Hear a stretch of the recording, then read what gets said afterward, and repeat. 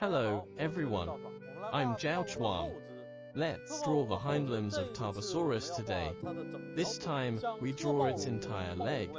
Tarbosaurus, the tyrannosaur, could allow us to clearly understand how its leg structure grew and worked, because it had a very big pelvis, with a lot of huge dents on it. This clearly shows how its muscles grew on the bones.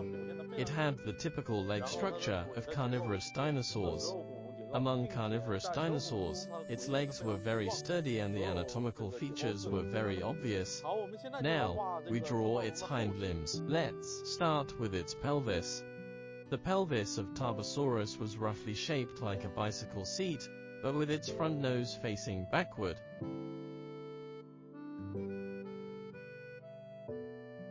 The top of the pelvis, that is, the top of the ilium, was the highest point of its back,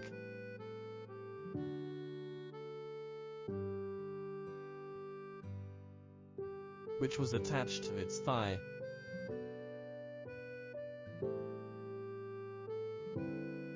And then its shank. One thing to note is that the muscles on the outside of the thighs were covered above the shanks, so we have to deal with the relationship between them in this way. Then, we draw the knee in this position. Its shank had a raised joint in front of the tibia, so when it did this movement, its knees turned down smoothly like this, forming a large arc, rather than having a very raised knee like a human.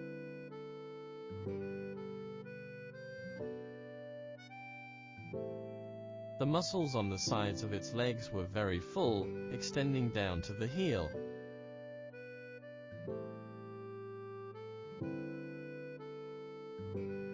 We draw its ankle here, followed by its foot,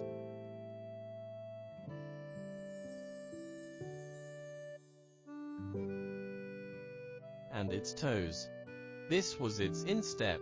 When it walked, the rest of its feet were raised, and it walked on its toes. Usually, we call this kind of animal the digitigrade.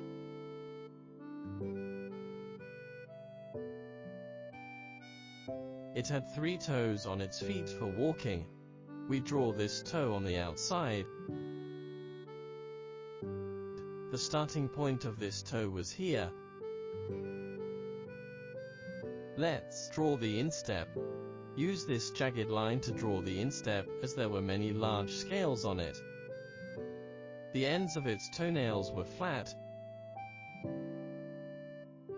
and the back of the foot was attached downward like this from this joint.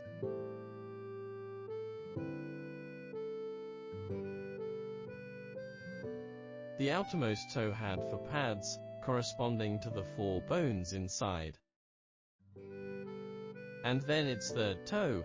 It walked with the 2nd, 3rd, and 4th toes. This was the 4th toe, then the 3rd one. The 2nd toe is blocked, so we draw a little bit, and the 2nd one was relatively short. After drawing these 3 toes, we draw a big pad behind them. Then, the 1st toe was very short. The 1st toe was not for walking, so its claw was sharper than the rest. On the sides of these claws were blood grooves to accommodate the blood vessels.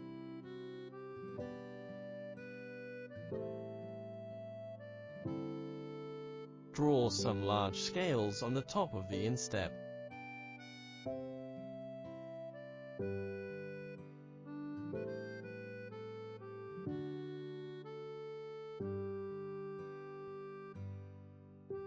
Don't draw to the end, it's almost over here.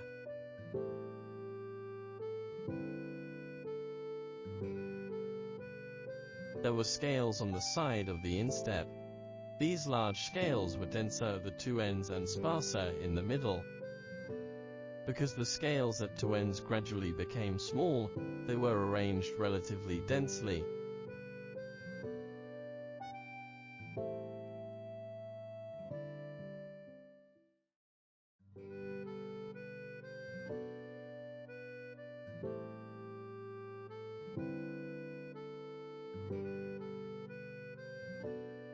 Draw some wrinkles around the knee and roughly show the 3 groups of muscles.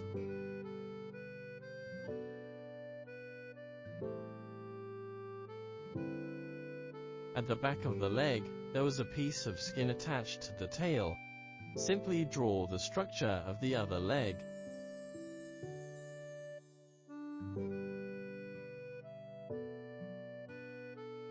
This was the ankle, then the foot, the 3 walking toes, the second one, the third one, and the fourth one.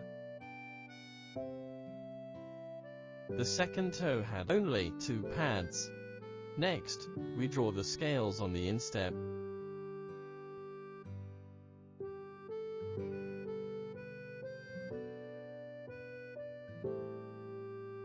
The pad behind the foot, and the first claw. Then we draw its belly.